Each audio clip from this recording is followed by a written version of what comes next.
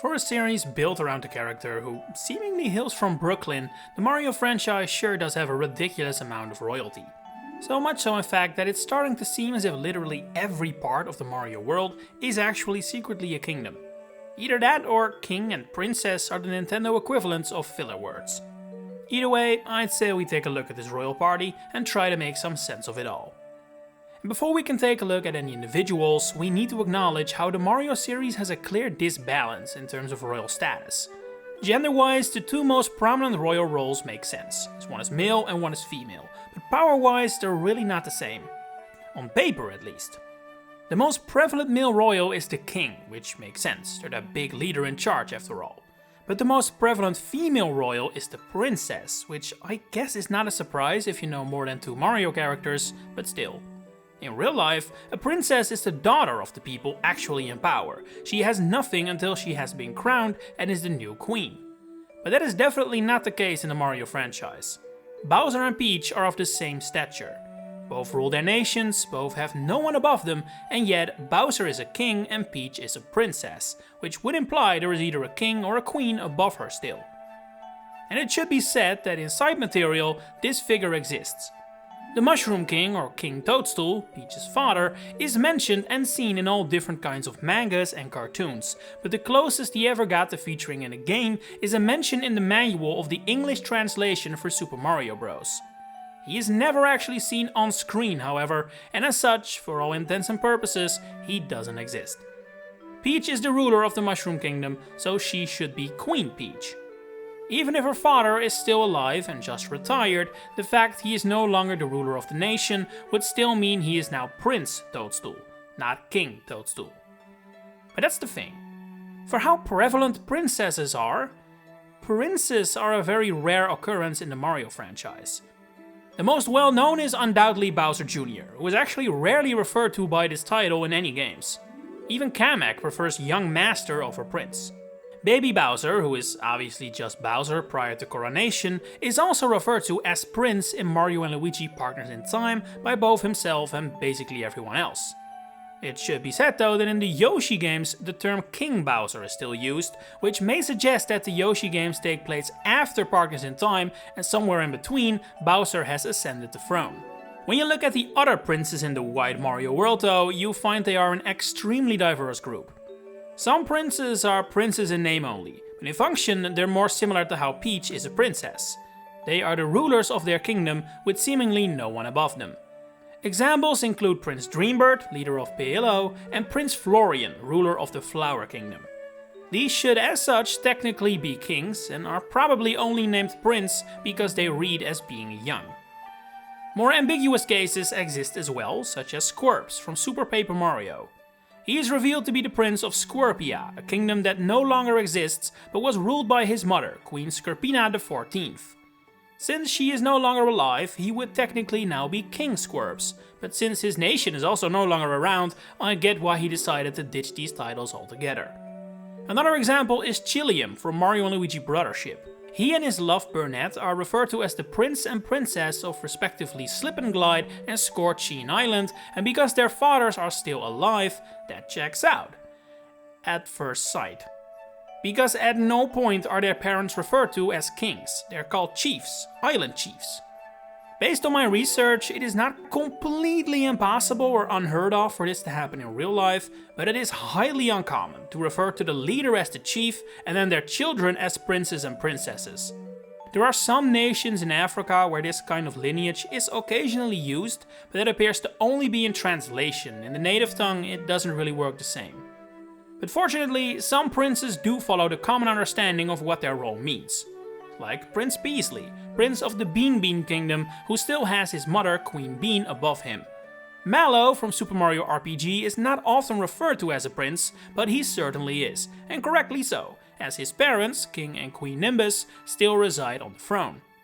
A very deep cut is Prince Pine, who appears in Yoshi's Safari and is the son of King Fred, the ruler of Jewelry Land. And while a lot more uncommon than that other male royal term, Prince is also occasionally used as a term to show an enemy is a boss or a leader or something.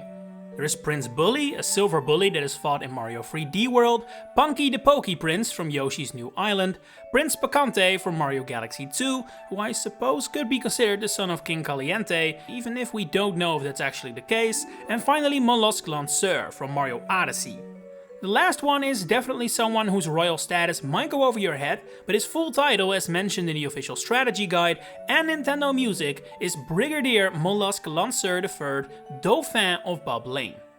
And while Dauphin literally means dolphin, it is also the title of the Crown Prince of France for about 500 years before they ended their monarchy.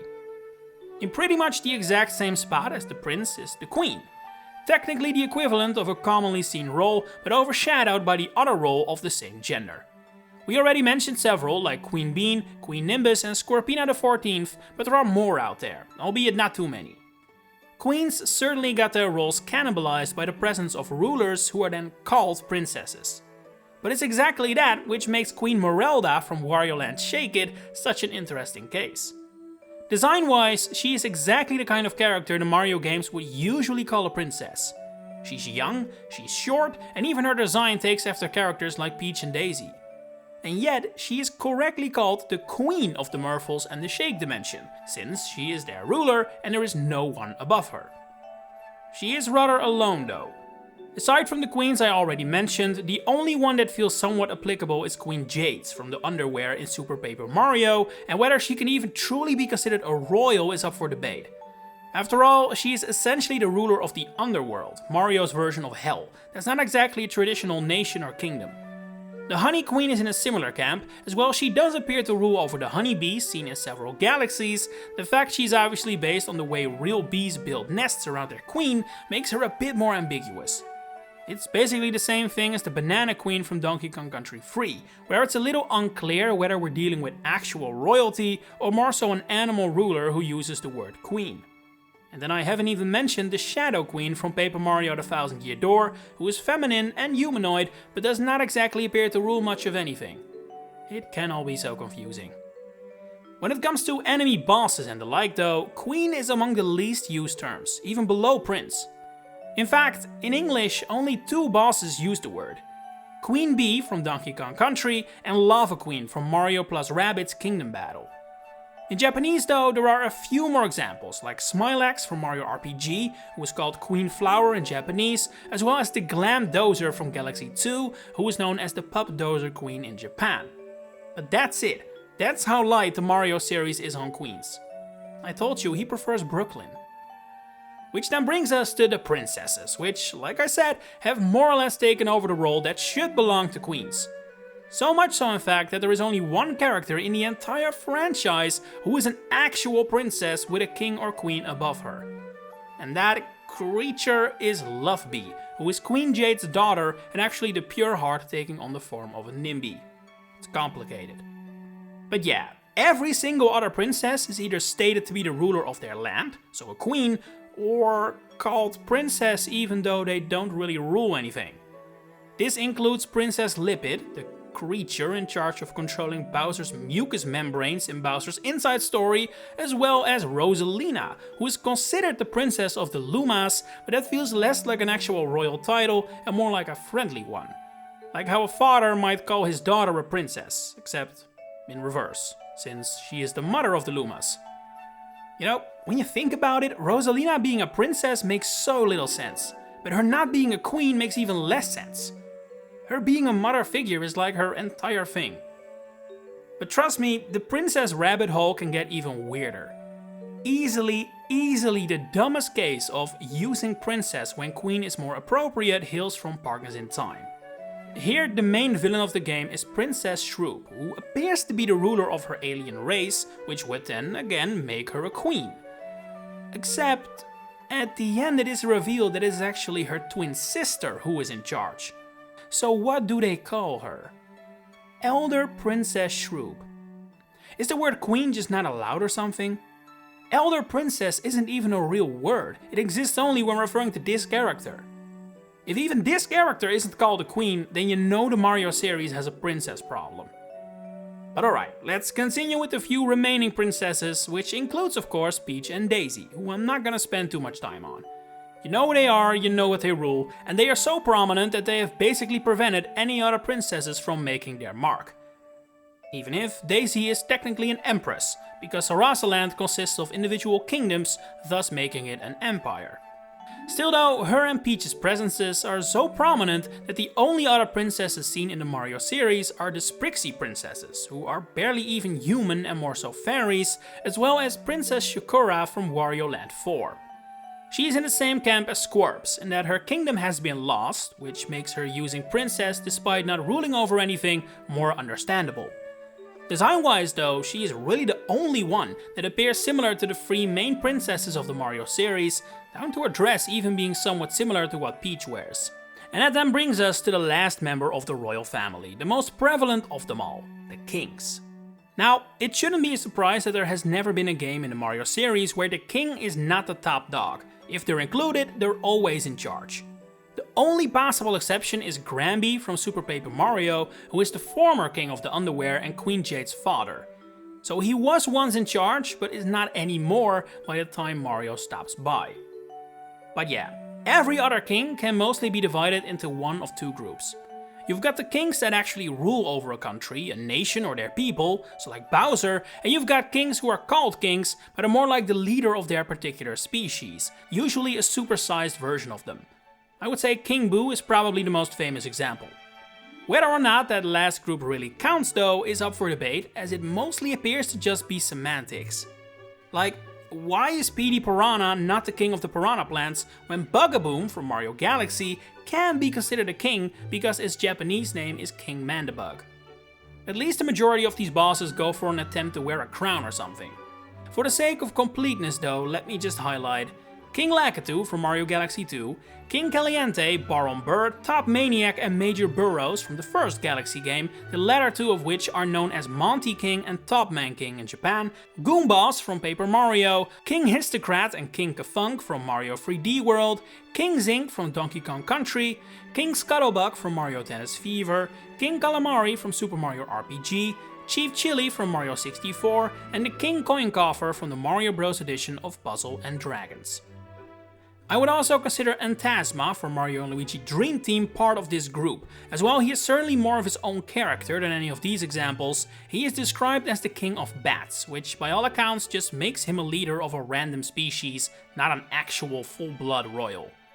Two dubious cases are King Bob-omb and King Womp, who are clearly larger versions of regular enemies that the developers dumped the crown on, but you could also say they are the rulers of Bob-omb Battlefield and Womp's Fortress, which would then make them fall into the other category. Speaking of which, let's dive into this one now, seeing as it is easily the more interesting of the two.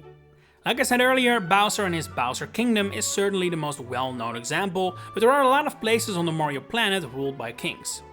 I already mentioned King Fred of Jewel Land before, but there is also Tolstar, who is the king of Stardust Field, the land in between the Mushroom Kingdom and the Bean Bean Kingdom, King Totomesu, who rules the Birabutu Kingdom of Sarasa Land and is, as such, an underling of Empress Daisy, and King Crocus, the current king of the Floro-Sapiens at the Land of Crag, and King Sammer of the Sammer Kingdom, both from Super Paper Mario.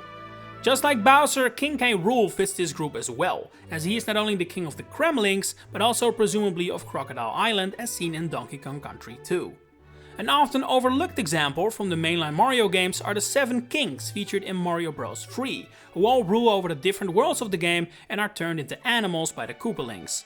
They are never really expanded on further, which is a bit of a shame, because it could have big ramifications for Princess Peach, potentially making her an empress as well if these lands fall under the larger Mushroom Kingdom. But of course, the Mario world wouldn't be the Mario world without a few more dubious cases. King Ollie from Paper Mario the Origami King is the self-proclaimed King of Origami, and takes over the Mushroom Kingdom to effectively make himself the king of the whole place. He is not in any way, shape or form actual royalty though. Something similar is the case for the Shake King from Wario Land Shake It. He is the leader of a pirate group who takes over the Shake Dimension to become its new king, usurping Queen Meralda, who we discussed earlier. Again, he sort of becomes king, but he is not really royalty. Then there are also kings that do feel awfully royal, yet we have no clue what they are actually the king of.